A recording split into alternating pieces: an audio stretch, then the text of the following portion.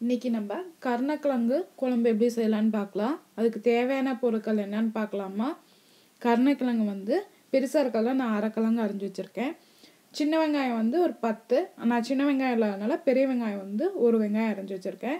கருவேப்பிலை ஒரு கொத்து, புளி வந்து நெல்லிக்காய் அளவுக்கு, தேங்காய் அரை தேங்காய், கொத்தமல்லி கருவேப்பிலை ஒவ்வொரு கொத்து, பூண்டு 5 பல், தாளிக்க வந்து கடுகு வெந்தயம் வந்து அரை டீஸ்பூன், அப்புறம் வந்து கொத்தமல்லி தூள் வந்து 1 டீஸ்பூன், மிளகாத்தூள் 1 டீஸ்பூன், மஞ்சத்தூள் 1 டீஸ்பூன், அரை தக்காளி, பெருங்காயம் 2 சிட்டிகை.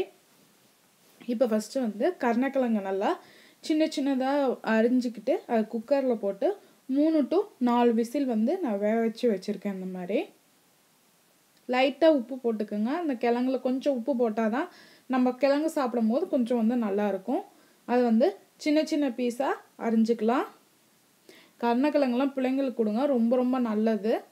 ஃபஸ்ட்டு வடை சட்டியில் எண்ணெய் விட்டு அதில் வெந்தயம் கடுகு போட்டு தாளிச்சிருக்கோம். தாளிச்சதில் பொரிஞ்சு வந்தோடனே வெங்காயம் பூண்டு கருவேப்பிலை போட்டிருக்கோம். பச்சை மிளகா உங்களுக்கு காரமாக வேணும்னா பச்சை மிளகா கூட நீங்கள் போட்டுக்கலாம். இப்போ வெங்காயம் நல்லா வாடி வரணும். வாடி வந்ததுக்கப்புறம் தக்காளியை போட்டுக்கலாம்.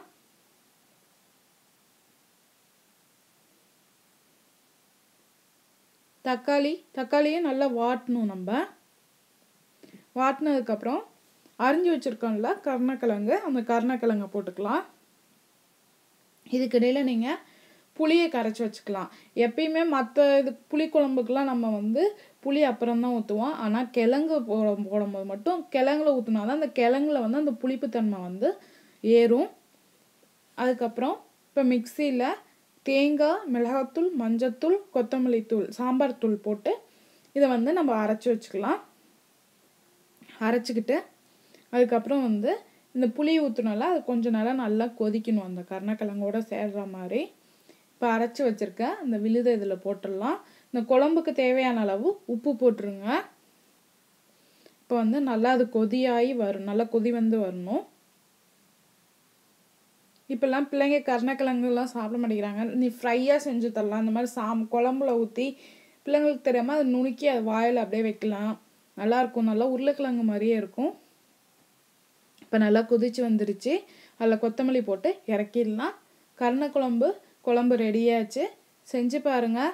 உங்கள் கமெண்ட்ஸை போடுங்க. எங்கள் சேனலை சப்ஸ்கிரைப் பண்ணுங்கள். பிடிச்சிருந்தா உங்கள் ஃப்ரெண்ட்ஸ்க்கு ஷேர் பண்ணுங்கள். வீடியோ பார்த்ததுக்கு நன்றி.